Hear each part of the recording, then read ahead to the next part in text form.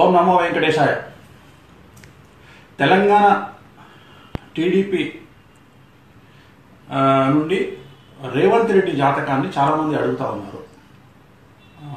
రేవంత్ రెడ్డి జాతకాన్ని కనుక చూసుకున్నట్లయితే కేసీఆర్ గారితో ఆయన విభేదించడము, గొడవలు పడడము, ఓటుకు నోటు కేసులో ఇన్వాల్వ్ అవ్వడము, జైలుకి వెళ్ళడము, మరి ఆయన భవితవ్యం ఎలా ఉంది, ఆయన ఫ్యూచర్ ఎలా ఉండబోతా ఉంది తెలంగాణలో. చాలామంది ఆయన గురించి ఒక హోప్తో ఉన్నారు. సో ఆయన జాతకం పెట్టమని నన్ను అడుగుతూ ఉన్నారు. సో నేను ఆ జాతకం ఈరోజు పెడతా ఉన్నా. అయితే ఇవాళ నుండి నేను ఒక నిర్ణయం ఏం తీసుకున్నా అంటే, డేట్స్కి సంబంధించి సెలబ్రిటీస్కి సంబంధించినటువంటి డేట్లు కానీ లగ్నం కానీ లేకుండానే జాతకం చెప్పే ప్రయత్నం చేస్తా ఉన్నా. అంటే మీకు జనాలకు, ఎందుకంటే కొన్ని కాన్వెన్షన్లు ఉంచాలి కాబట్టి నేను ఆ లగ్నం కూడా తెలియకుండా ఉండడానికి ప్రయత్నం చేస్తా ఉన్నా. నేను వితౌట్ లగ్నం జాతకం చెప్పే ప్రయత్నం చేస్తా ఉన్నా. సో ఒకసారి మనం రేవంత్ రెడ్డి జాతకాన్ని విశ్లేషిద్దాం. రేవంత్ రెడ్డిది స్వాతి నక్షత్రం, తులారాశి జాతకులు. 2009లో ఏలినాటి శని ప్రారంభమైంది. 2017 జనవరి 27వ తేదీతో ఏలినాటి శని అయిపోయింది. ప్రస్తుతం కనుక తీసుకున్నట్లయితే శని దశలో ఉండడం జరిగింది. సో ఒకసారి జాతకాన్ని విశ్లేషించినట్లయితే రేవంత్ రెడ్డి జాతకంలో శశ మహాపురుష యోగం అనేటువంటిది కనిపిస్తూ ఉంది. ఇది చాలా గొప్ప యోగం. ఉదాహరణ, నరేంద్ర మోడీ గారికి ఈ యోగం ఉంది, శశ మహాపురుష యోగం. అలాగే జాతకంలో కనుక తీసుకున్నట్లయితే చంద్రుడు, సూర్యుడు, బుధుడు, శుక్రుడు కాంబినేషన్ కనిపిస్తూ ఉంది. అంటే 4 గ్రహాలు ఒకే ఇంట్లో ఉండడం అనేటువంటిది మామూలు విషయం కాదు.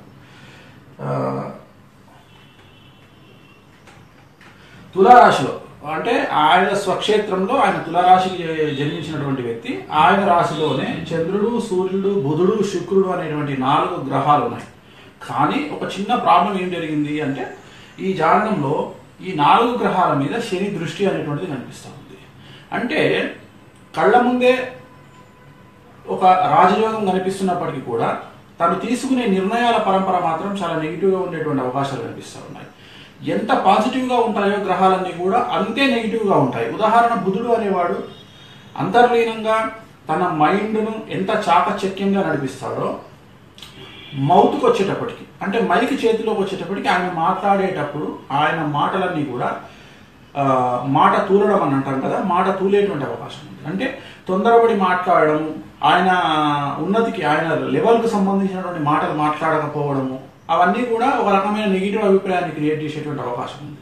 అలాగే జాతకంలో సూర్యుడు శుక్రుడు కాంబినేషన్, అన్నప్పుడు సూర్యుడు అంటే పేరు, ఆ పేరు ఎంత పాజిటివ్గా ఉంటుందో ఎట్ ది సేమ్ టైం అంత నెగిటివ్గా ఉంటుంది. ఉదాహరణ, ఓటుకునేటి కేసులో ఎంత నెగిటివ్ రిజల్ట్స్ వచ్చినాయో అదే మళ్ళీ తర్వాత సీఎం కేసీఆర్ గారిని తిట్టడంలోనూ, ఆయన్ని అపోజిట్ చేయడంలోనూ మళ్ళీ అంతే పాజిటివ్ పేరు వచ్చింది. అంటే కొంతమంది దృష్టిలో తెలంగాణలో రేవంత్ రెడ్డి అనే వ్యక్తి ఒక హీరో. సో ఈయన జాతకాన్ని కనుక విశ్లేషించినట్లయితే శశమహాపురుష యోగంతో పాటు ఏలినాటి శని వెళ్ళిపోయింది. ఈ సంవత్సరం ఆగస్టులో గురువు తులారాశి ప్రవేశం జరుగుతూ ఉంది. సో తులారాశిలోకి గురువు ప్రవేశం వల్ల ఈయనకి వ్యక్తిగతంగా విపరీతమైనటువంటి లాభం చేకూరే అవకాశం ఉంది.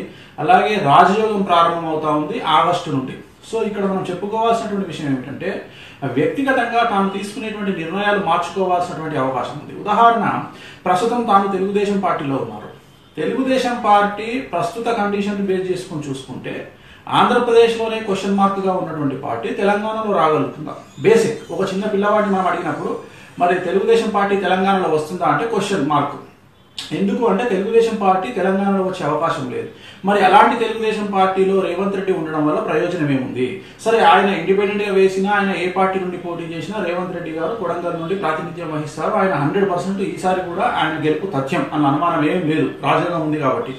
కానీ దానికి మించి ఆయన ప్రయత్నం ఏం చేయాలా అంటే, ఇక్కడ మంత్రి కంటే కూడా తెలంగాణ నుండి ఒకవేళ రేవంత్ రెడ్డి గారు కనుక నిజంగా తాను పట్టుదలతో ఉన్నట్లయితే ఖచ్చితంగా సీఎం రేసులో ఉండేటువంటి అవకాశం ఉంది.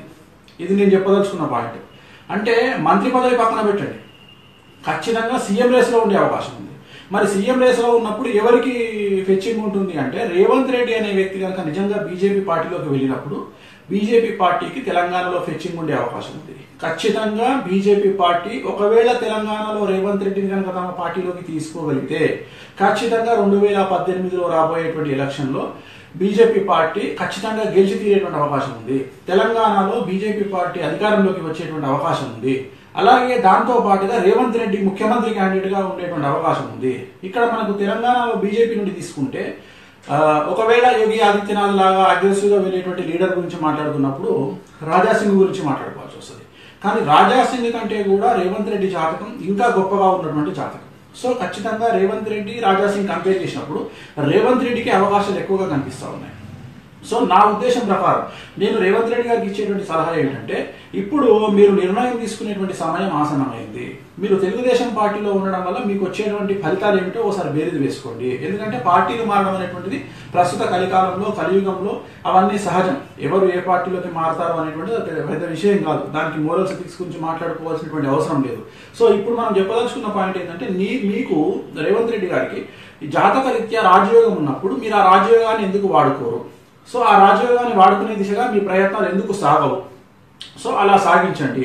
ఏదో ఒక పార్టీ, మీరు జాతీయ స్థాయిలో మీరు ఖచ్చితంగా రేపు రాజకీయ పార్టీలో చేరితే మీకు అనుకూలమైన ఫలితాలు ఉంటాయో, మీకు ముఖ్యమంత్రి యోగం కలుగుతుందో ఆ పార్టీలోకి వెళ్లే దిశగా మీరు ప్రయత్నాలు ప్రారంభించండి. అది కాంగ్రెస్ పార్టీ అవ్వచ్చు, బీజేపీ పార్టీ అవ్వచ్చు. సో ఆ ప్రయత్నాలు ప్రారంభించండి. ఖచ్చితంగా మీకు రాజయోగం ఉంది. మీరు ఖచ్చితంగా ముఖ్యమంత్రి పదవి రేసులో ఉంటారు. రాజయోగం కనిపిస్తూ ఉంది. ఈ సంవత్సరం ఆగస్టు నుండి అనుకోని పరిస్థితుల వల్ల మీరు కొన్ని నిర్ణయాలు తీసుకోవాల్సి ఉంటుంది.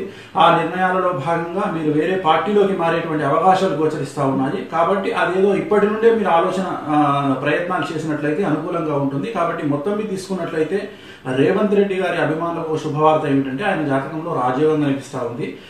సీఎం క్యాండిడేట్గా, అంటే నేను తెలుగుదేశం పార్టీ నుండి మాట్లాడలేదు, తెలుగుదేశం పార్టీ నుండి బయటికి వచ్చి వేరే పార్టీలో జాయిన్ అయితే మాత్రం ఖచ్చితంగా మీకు సీఎంగా అనుకూలమైనటువంటి రాజయోగం కనిపిస్తూ ఉంది. కాబట్టి దాని దిశగా మీరు ఆలోచనలు చేసేటువంటి ప్రయత్నాలు చేయండి. నలుపు బట్టలకు దూరంగా ఉండండి. శని నెగిటివ్ రోల్, ఎంత శశమహాపురుష యోగం ఉన్నప్పటికీ కూడా శని వైబ్రేషన్స్ మీకు 4 గ్రహాల మీద పడుతుంది. కాబట్టి బ్లాక్ అవాయిడ్ చేసే ప్రయత్నం చేయండి. నలుపు దుస్తులకు దూరంగా ఉండండి. ఖచ్చితంగా మీకు అనుకూలమైనటువంటి సమయం ఈ సంవత్సరం ఆగస్టు నుండి రాబోతా ఉంది. కాబట్టి మీరు ఖచ్చితంగా సక్సెస్ అవ్వాలని కోరుకుంటూ ఓం నమో వెంకటేశాయ.